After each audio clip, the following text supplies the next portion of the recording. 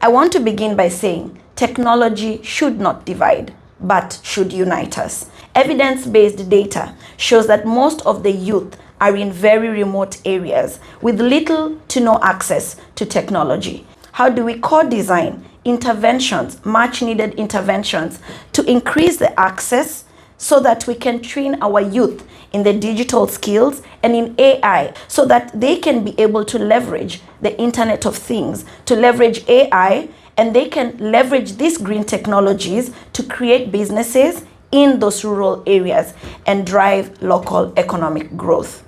We can create projects for young entrepreneurs to set up solar farms, solar panel installations, small wind farms, providing energy to the local communities and businesses, reducing resilience on fossil fuels.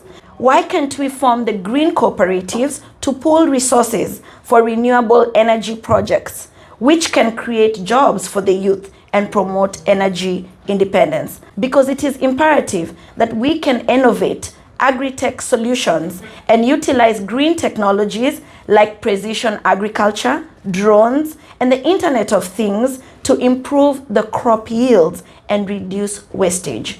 As I ask you all and invite you all to visualize the value chain that is needed to achieve food security and end hunger, which is envisioned by the SDG 2.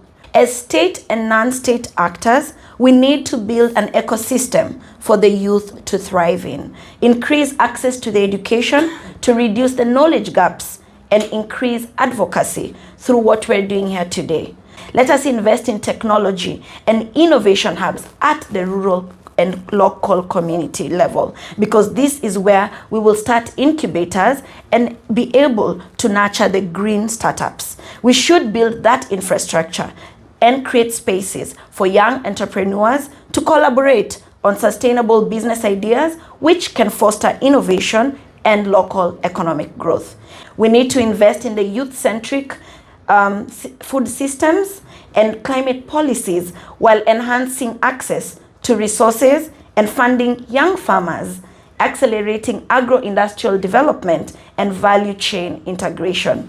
As policy developers, we should continually monitor and evaluate how effective our educational systems and institutions are in today's global era, so that they can prepare youth for careers in green industries or on sustainable development. Africa and China have agreed to build on our rich relationship to a renewed approach within 3 key areas of reform.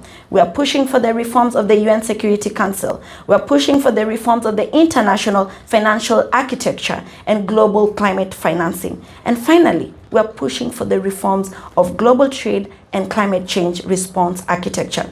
These reforms can no longer be underrated.